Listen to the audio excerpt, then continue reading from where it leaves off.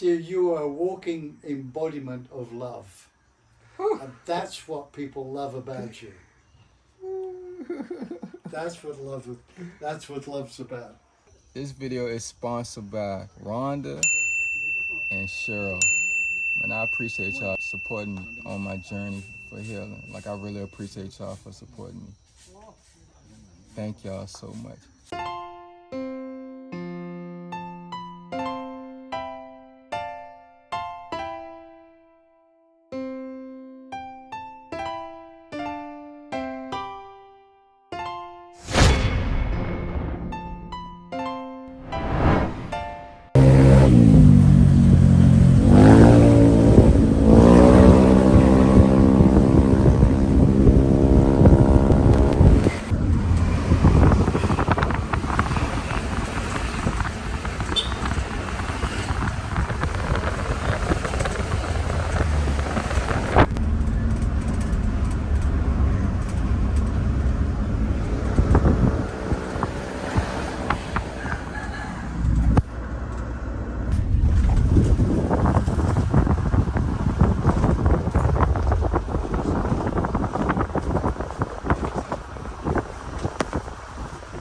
This is crazy.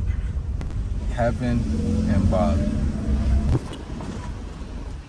Is this it? Yeah, this it. Sheesh. Oh my God. Alright, y'all. So I'm out here at Heaven and Bali, man. A friend recommended this place to me. Thank you, Wade. I'm finally here, bruh. Can you want me like the other boys do? They stare at me while I stare at you. Why can't I keep you safe as my own one? Well, after being in Bali for almost 2 months in search of healing, I came to the conclusion that it's all on perspective and what you believe. So I believe I'm already healed, so I just gotta eat right, treat my body nice, and treat people nice, and believe in karma. And I'm gonna be okay for real, man. I just gotta believe, man. Cause I came a long way. I was paralyzed from the neck down. I couldn't walk at all, so I can get up and move around now a little bit. But this video is sponsored by Rhonda and Cheryl. And I appreciate y'all supporting me on my journey for healing. Like, I really appreciate y'all for supporting me. Thank y'all so much. All right, y'all, see y'all on the inside. Hold on. You gotta show them the scene a little bit. Okay. I gotta walk through them in the jungle, man. It's so crazy.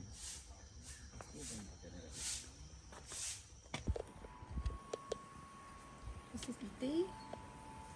Okay.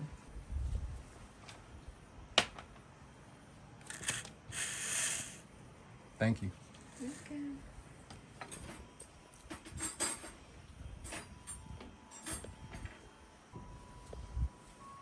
Whoa.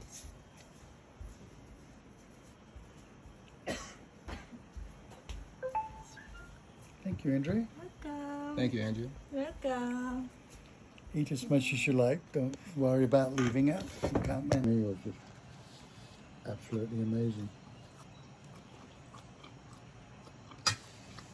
I was living in the south of France, working as a disc jockey,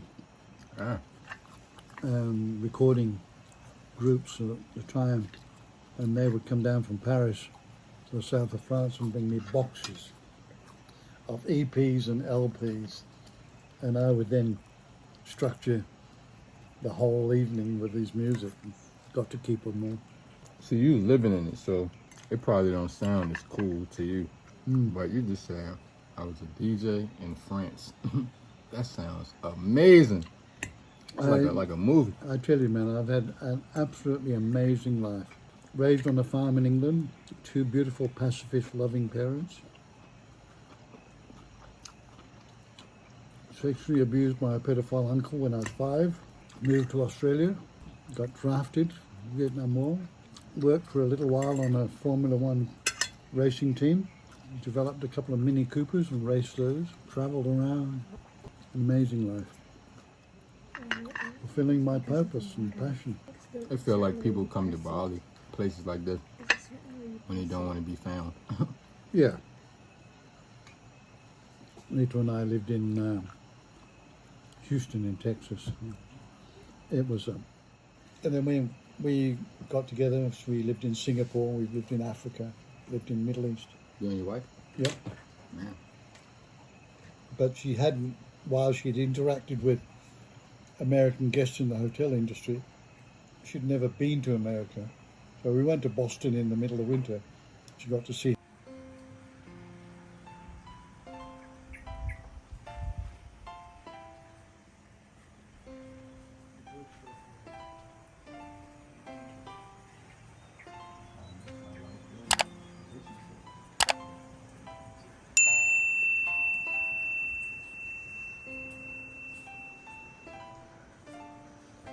Yeah, what's up, y'all? Y'all thought I was playing. I got a one-way ticket to Bali in search of healing. And my homeboy Wade, he told me to come see his mentor, Rick. Man, Rick is amazing. This man just spoke life into me and spoke pain out of me. He invited me in his home, this place called Heaven in Bali. This place is unbelievable, man. I'm holding it in tears for real. I ain't even gonna lie, man. Y'all already seen it, how I look out here, but introduce y'all to Rick, man. Would you consider yourself a mentor or a healer? What would you consider yourself? Neither of those. I don't consider myself a master or guru, a swami or teacher. I just consider myself a human being that's been around for quite a long time, been to hell and back a couple of times, and found a way of living a really richly rewarding life. And it is primarily being of service to others, being of selfish service. So I'm honored to be here with you. This is a great treat for me. So thank you for showing up. Thank you for the universe for its synchronicity. And here we are. Thank you for inviting me. I appreciate you. Hey, y'all watching this, could y'all do me a small favor, man? Just tell him, just leave a comment telling him thank you for helping easing my pain. I'm gonna show him the comments too. Alright, y'all. Thank y'all for watching. Peace. And spread the love. Yes, sir. Spread the love. So that you could show people that despite the odds that are going on, there is still hope. There is still the opportunity for something better and changing. So this is, to some degree, your life purpose.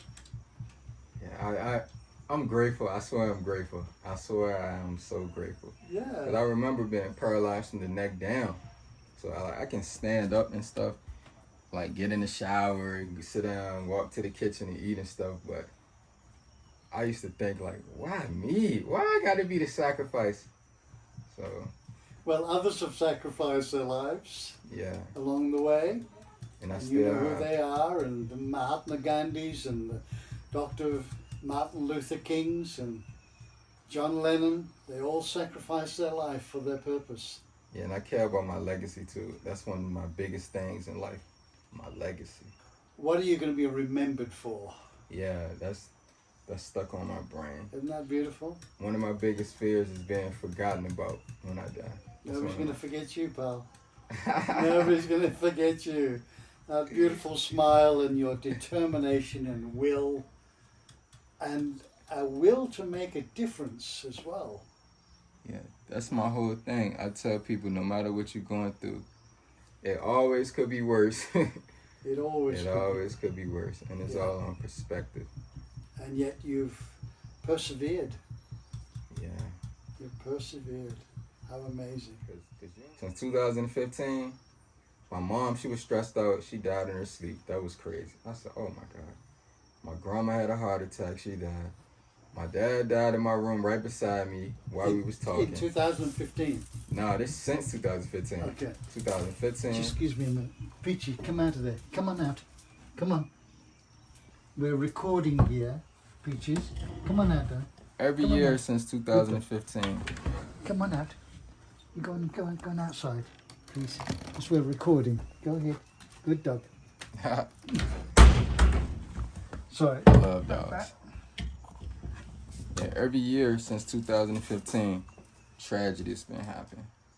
Like every year until 2020. Every year something happened. Like mom, dad, I don't got no more parents left, no more grandparents left. My little brother got found dead beside the house. I still got 5, like right now as we talking, I have 5 tumors on my brain. And I have tumors on my spine too. So, you ever heard of Johnny Cochran, a lawyer? No. He was a world famous lawyer in Los Angeles. He died from one brain tumor. So I think about stuff like that. It's like I had 9 and I'm still here. So it's all on perspective. Unbelievable, man. It's all on perspective, Unbelievable. man.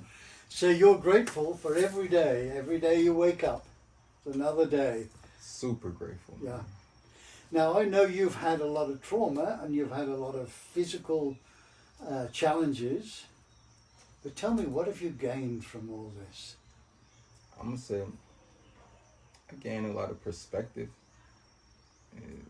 I accidentally turned to a motivational speaker.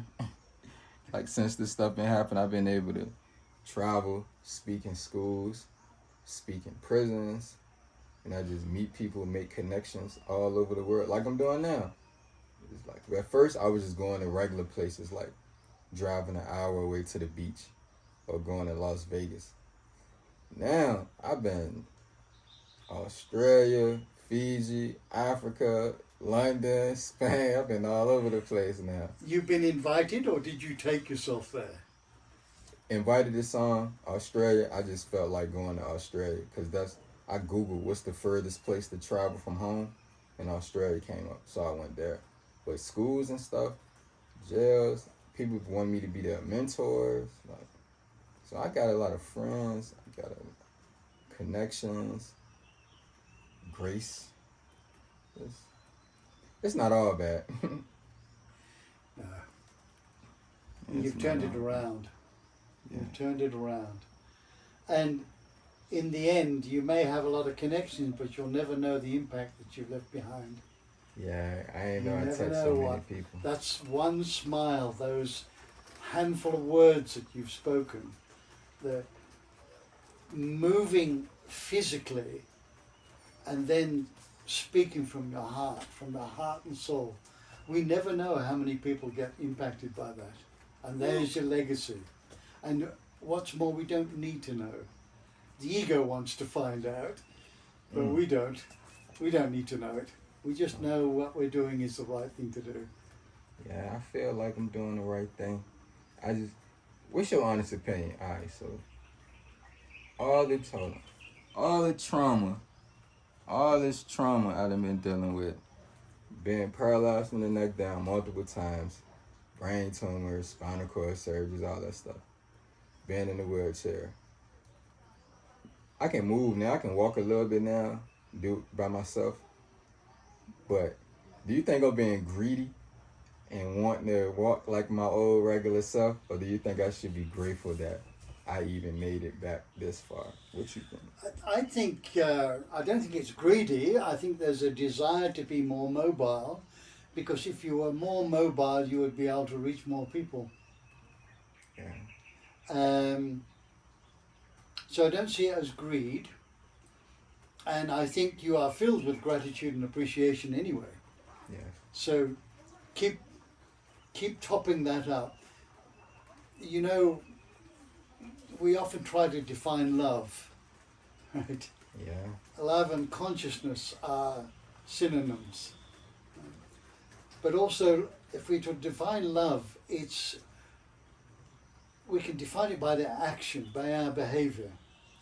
So if we're grateful and appreciative, every time we're being grateful and appreciative to ourselves, our body, our life story, and to others, it's an act of love.